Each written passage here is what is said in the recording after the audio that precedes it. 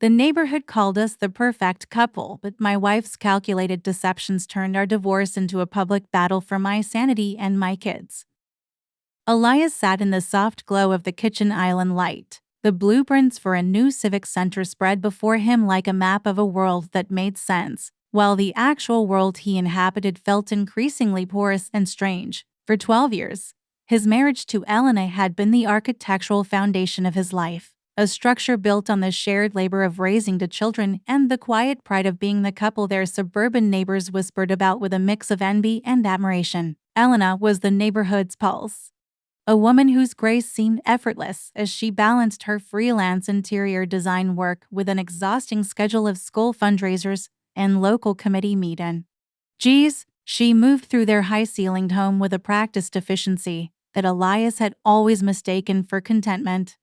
Her laughter ringing out during Sunday brunches like a bell that signaled all was well. Yet, lately, that bell had developed a flat, metallic tone that Elias couldn't quite ignore, a subtle dissonance that began when Elena started taking her phone into the shower or leaving it face down on the nightstand with a defensive posture that felt entirely new. Their son, Leo, who inherited his father's observant silence, had started lingering in doorways, watching his mother get dressed for her evening consultations with a furrowed brow that suggested he was looking for a person who wasn't entirely there anymore. The house, once filled with the smells of slow-cooked dinners and the chaotic noise of family life, now felt staged.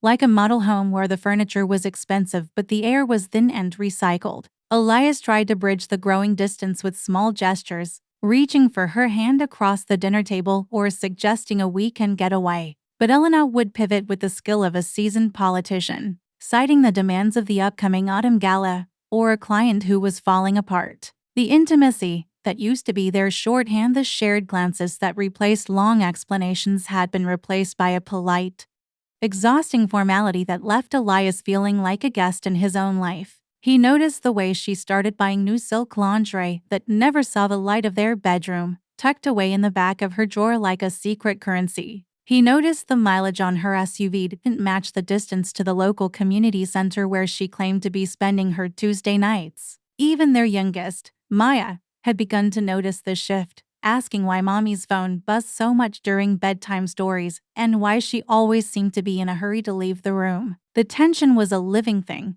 a low-frequency hum that vibrated through the floorboards, making the quiet moments feel heavy with the weight of things unsaid. Elias told himself he was being paranoid, that the pressures of her social standing and the looming presence of middle age were manifesting as a need for more autonomy. Still, the architect in him knew that when a load-bearing wall starts to crack, it isn't just about the surface paint. He watched her through the glass of the patio door one evening as she paced the garden, her silhouette sharp against the twilight, speaking into her headset with a frantic, hushed energy that she never used with him. When she came back inside, her face smoothed into that perfect porcelain mask of the devoted wife and mother, asking him about the Civic Center project with a hollowed-out interest that made his chest ache. He realized then that they weren't living a life together anymore. They were maintaining a production, and the script was being rewritten behind a lock screen he didn't have the password to. The first real seed of structural failure took root when he found a dry-cleaning receipt for a dress she claimed she hadn't worn in months, dated for a night she was supposedly at a budget meeting.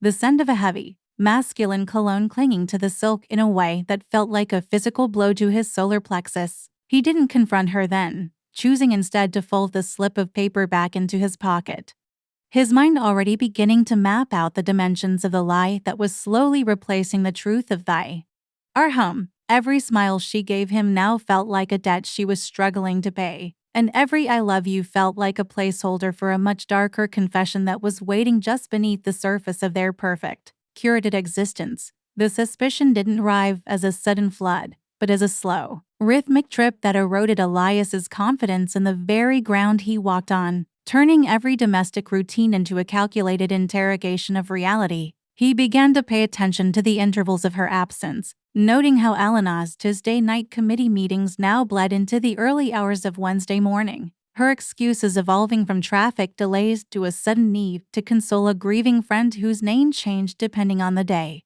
The cracks were no longer just in his mind. They were visible in the way Leo started failing his math quizzes because he was staying up late, sitting at the top of the stairs to listen for the sound of the garage door, his young face etched with a protective anxiety that no 10-year-old should carry. Elias watched his wife curate her appearance with an intensity that bordered on the obsessive, spending hours perfecting a look for mundane errands that previously required only a ponytail and jeans, her eyes constantly darting toward the glowing screen of her phone like a lifeline to a world he wasn't invited to inhabit. One afternoon, while folding the laundry, Elias found a small, crumpled boutique bag tucked deep inside a hamper of towels, containing a set of lace underwear so far removed from Elena's usual practical elegance that it felt like a foreign artifact. When he subtly mentioned he'd seen the bag, she didn't blink, weaving a seamless narrative about a gift for a bridal shower that didn't exist. Her voice steady and her gaze unwavering in a way that chilled him more than a direct lie ever could.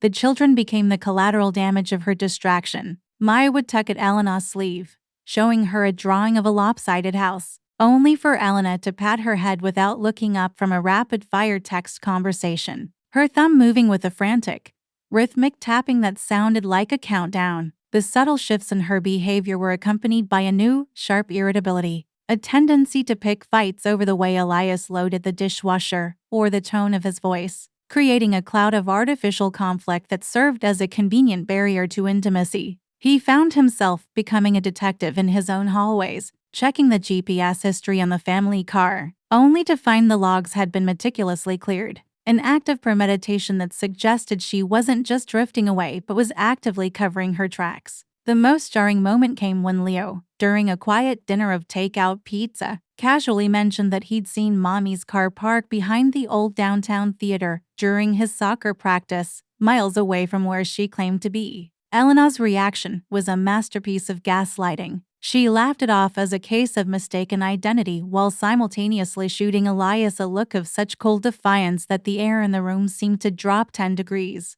The facade of the perfect socialite was becoming a cage for the rest of them.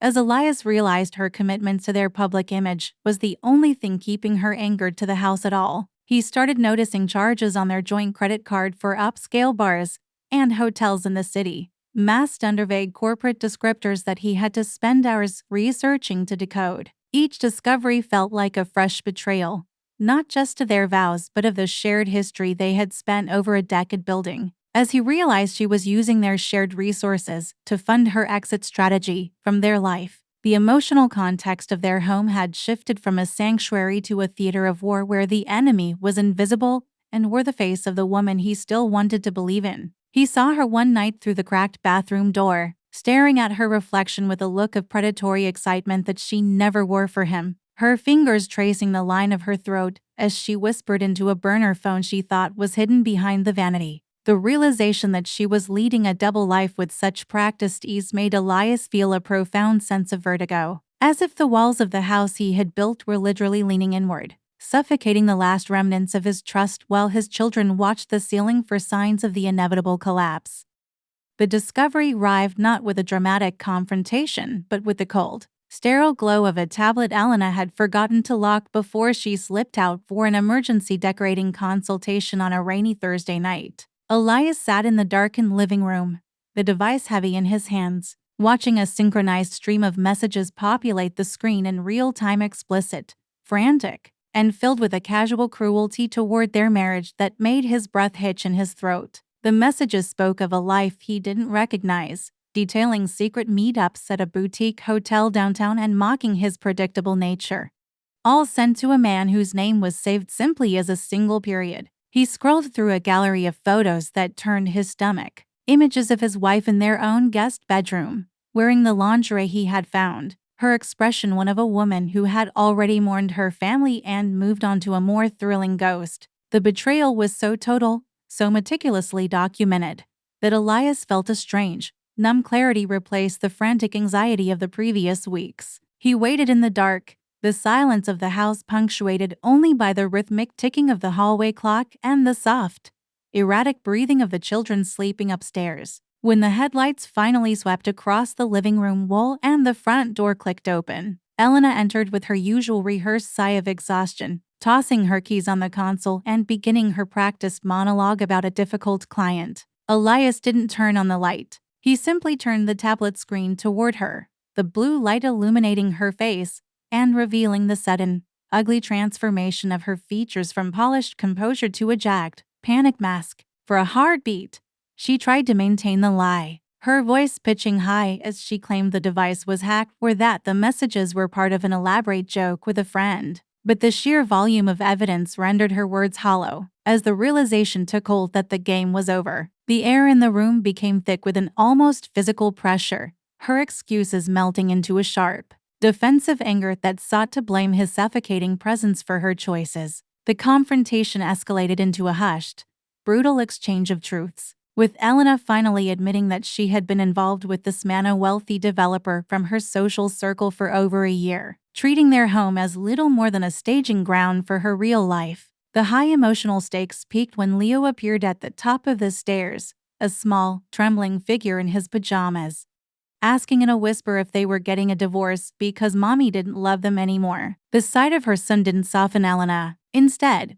it seemed to trigger a frantic need to protect her reputation at any cost, and she immediately began a manipulative pivot, telling Leo that Daddy was just confused and that everything was fine. Elias felt a surge of protective rage as he realized she was willing to use their child as a shield to buy herself more time to spin the narrative. He told her to leave, his voice low and vibrating with a finality that broached no argument, watching as she grabbed a haphazardly packed bag and walked out into the rain, her heels clicking on the driveway with a sound that signaled the end of the world as they knew it. He spent the rest of the night on the floor of Leo's room, holding his son as the boy sobbed into his chest, the weight of the betrayal finally settling into the bones of the house. The discovery wasn't just about the infidelity. It was the realization that the woman he had loved was a fabrication, a masterfully crafted persona that had been dismantled in a single evening, leaving behind a wreckage of shattered trust and a family that was now navigating a landscape without a map.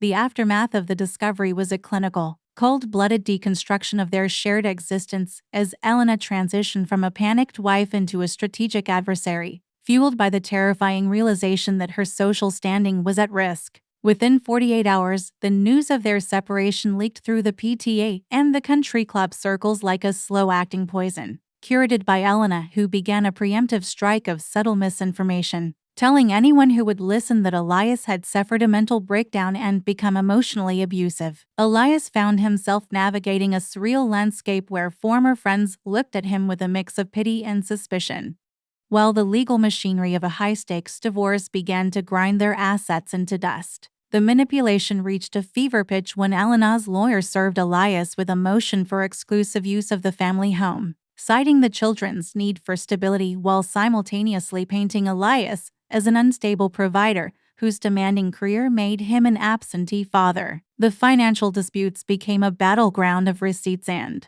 spreadsheets as Elias uncovered that Elena had been siphoning thousands of dollars from their joint college savings accounts to fund her clandestine lifestyle and pay a retainer for a ruthless divorce for months before he ever suspected a thing. The social pressure was suffocating. Elias's own mother, worried about the family's reputation in their tight-knit community, initially pressured him to work it out for the sake of appearances, an agonizing betrayal that made him realize how deeply Elena's facade of the perfect daughter-in-law had taken root. At school, Leo and Maya became the subjects of playground whispers, their grades slipping as they were caught in the crossfire of their mother's erratic behavior, with Elena often arriving late for pickups or missing soccer games to meet with her legal team, only to blame the delays on Elias's obstructionism.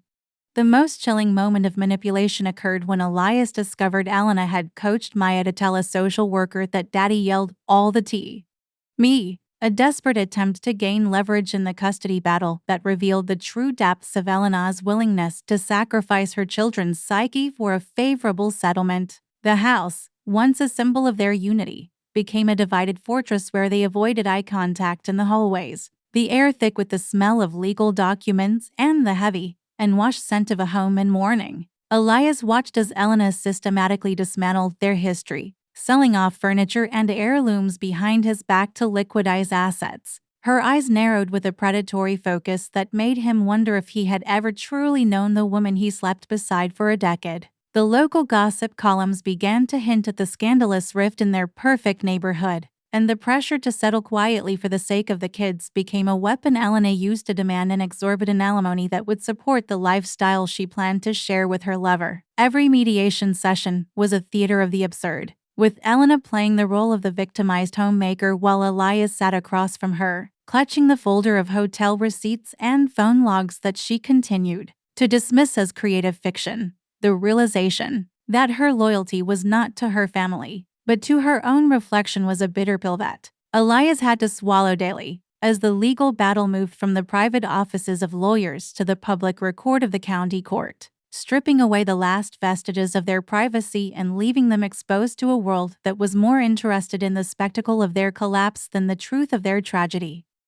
The climax of their domestic war arrived in a sterile, wood-paneled courtroom where the curated lies Elena had spent months perfecting finally collided with the cold reality of digital forensics. Elias watched from the petitioner's table as Elena took the stand, her voice trembling with a rehearsed fragility as she leaned into the narrative of the neglected, mistreated wife seeking only the best for her children. However, the atmosphere shifted violently when Elias's counsel introduced a series of subpoenaed records from the developer's private business cloud, revealing not only the depth of the affair, but a calculated plan to move the children out of state once the settlement was finalized. The most damning evidence was an audio recording from the home's nursery monitor device Elena had forgotten in her haste, capturing her mocking the children's tears and coaching them to lie about their father in exchange for expensive toys. The silence that followed the playback was deafening, a vacuum that sucked the air out of Elena's carefully constructed persona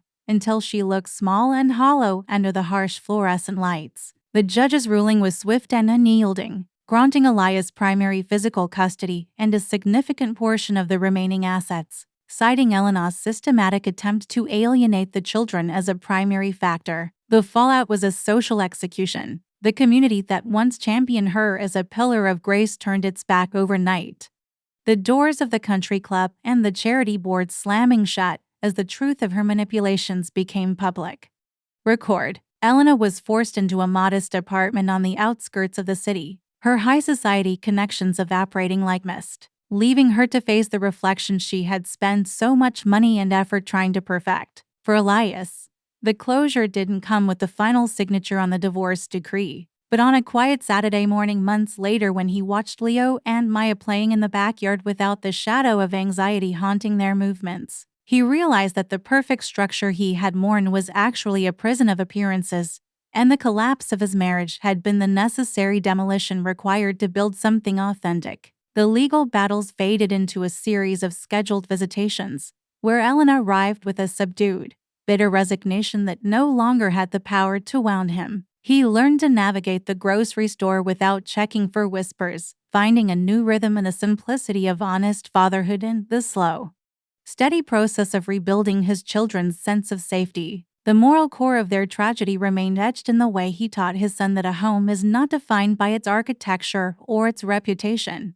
but by the integrity of the people within its walls. As he finally packed away the last of Elena's forgotten belongings, Elias felt a profound sense of lightness, realizing that while the truth had been a brutal wrecking ball, it had also cleared the ground for a life where he no longer had to look for cracks in the foundation.